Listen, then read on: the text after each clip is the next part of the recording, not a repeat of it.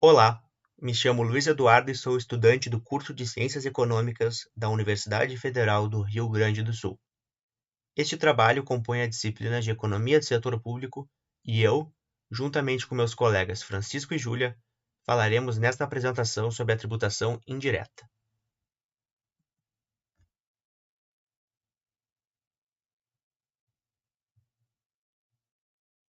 Para esta apresentação, utilizaremos os conceitos e dados disponibilizados no texto proposto: tributação indireta, alíquotas efetivas e incidência sobre as famílias, dos autores Fernando Geiger Silveira, Theo Ribas Palomo, Felipe Moraes Cornélio e Marcelo Rezende Tonon.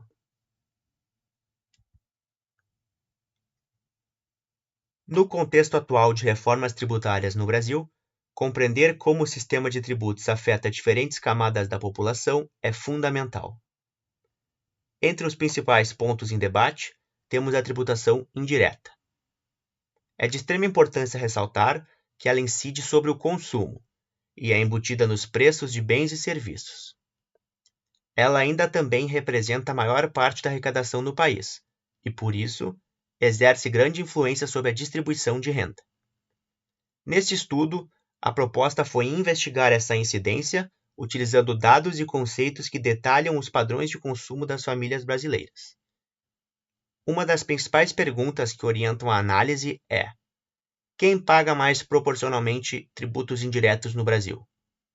A resposta para essa pergunta é essencial para orientar políticas públicas mais justas e reformas tributárias que promovam maior equidade social.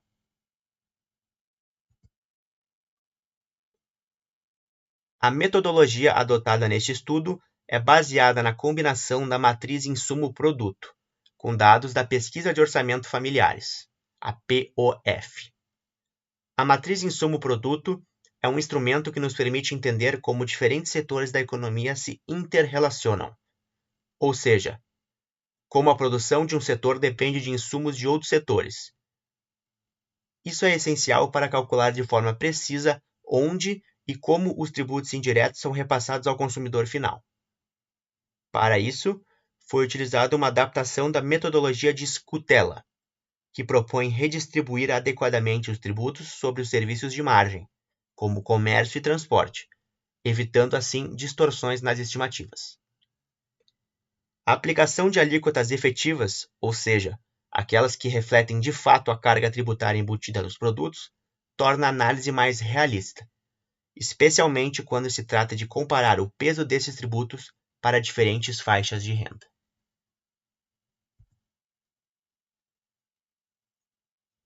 Agora falando de estimativa das alíquotas. Ela foi feita tanto para o curto quanto para o longo prazo. No curto prazo, assume-se que os investimentos em capital são parte da demanda final. Já no longo prazo, esses investimentos são considerados como parte da produção. Fato esse que altera a forma como os tributos são distribuídos. Para tornar isso possível, foi necessária a compatibilização entre os produtos da matriz insumo-produto e os itens de consumo detalhados na pesquisa de orçamentos familiares. O objetivo é associar a cada produto consumido por uma família uma alíquota de tributação indireta realista. E esse detalhamento é essencial para entender como o sistema tributário afeta cada extrato da população e quais produtos são mais ou menos tributados, o que influencia diretamente o grau de regressividade do sistema. Como poderemos enxergar ainda melhor no próximo gráfico, é perceptível que os dados mostram uma grande variação nas alíquotas efetivas entre os diferentes grupos de bens e serviços. Produtos como carnes, leite e derivados têm alíquotas entre 16% e 23%. Já bebidas alcoólicas e produtos de fumo ultrapassam os 30%. Em contrapartida, setores como saúde e educação, principalmente na esfera pública, apresentam carga tributária bem menor, frequentemente abaixo de 10%. Isso se explica tanto pela natureza dos serviços, mais intensivos em mão de obra e menos tributados, quanto pela existência de políticas públicas que desoneram essas áreas. Essa diferença na carga tributária entre produtos tem impacto profundo sobre a regressividade do sistema, pois os bens essenciais consumidos por todos, mas especialmente pelos mais pobres, tendem a ser mais onerados do que utilizados predominantemente pela classe mais alta. Aqui é visto o gráfico explicado visualmente sobre as taxas, as tarifas. As carnes e laticínios são colocadas em duas cores para determinar que é acima de 15%, então de 16% a 23%. Bebidas e fumo acima de 30%, educação e saúde um pouco abaixo de 10%. Entrando agora em uma das discussões mais importantes deste estudo, nos deparamos com uma grande pergunta. Qual o parâmetro que deve ser utilizado para medir a incidência da tributação indireta? A renda ou o consumo das famílias? Há quem defenda o consumo como indicador, argumentando que ele reflete um melhor padrão de vida e sofre menos com a subdeclaração. No entanto, o uso da renda total, que inclui rendimentos monetários e não monetários, permite capturar de forma mais adequada a capacidade contributiva real de cada família. Isso é crucial para medir a justiça do sistema tributário. O estudo mostra que, quando usamos a renda total como base, a regressividade da tributação indireta se torna mais evidente. Os mais pobres gastam uma fração muito maior de sua renda do que os mais ricos, revelando a necessidade de repensar essa estrutura. Podemos ressaltar que a regressividade da tributação indireta é muito evidente através dos dados. O grupo dos 10% mais pobres paga proporcionalmente 23,4% da sua renda em tributos. Já os 10% mais ricos arcam com apenas 8,6% sobre consumo.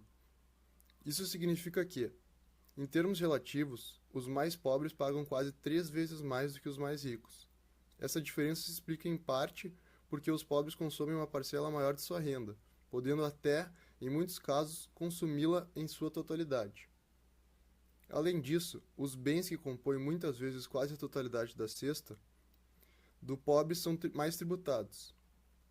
Alimentos, energia, transporte são alguns exemplos. Todos estes fatores, somando aos dados que vêm sendo coletados ao decorrer do tempo, evidenciam o caráter injusto do sistema tributário brasileiro atual e reforçam a necessidade de reformas estruturais.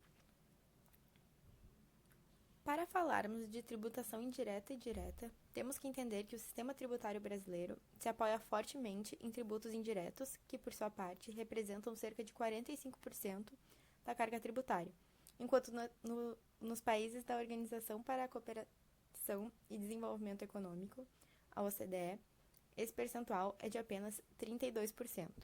Isso significa que o Brasil tributa mais o consumo do que a renda. O problema é que os tributos indiretos são regressivos, afetam mais os pobres do que os ricos.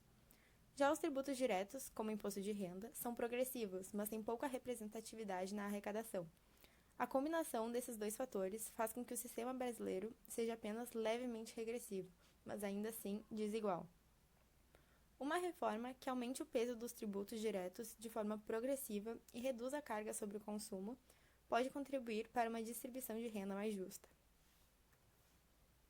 Na análise por rúbricas, podemos observar que os setores mais tributados são aqueles relacionados a transporte, telecomunicações e energia, serviços que são totalmente indispensáveis para o dia a dia da população, especialmente para os mais pobres. Já rúbricas como educação e saúde, por serem menos tributadas ou até mesmo gratuitas no setor público, acabam pesando menos no orçamento das famílias. Essas diferenças refletem claramente tanto o desenho da política tributária quanto a composição das cestas de consumo. A desigualdade se acentua porque os ricos consomem mais serviços de baixa tributação, enquanto os pobres concentram seus gastos em bens e serviços mais onerados. Quando observamos a composição do consumo por faixa de renda, vemos que a habitação é a principal despesa em todos os grupos, mas com variações importantes. Entre os mais pobres, alimentação e higiene ocupam um lugar de destaque. Já os mais ricos gastam mais com transporte, saúde e cultura, rúbricas que, em geral, têm carga tributária mais baixa. Isso significa que, além da alíquota aplicada a cada produto, a própria estrutura de consumo contribui para acentuar a regressividade.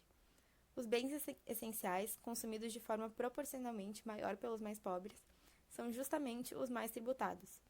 Assim, mesmo políticas de isenção pontuais, como a desoneração da cesta básica, têm efeito limitado se não forem acompanhadas de uma reformulação mais ampla do sistema.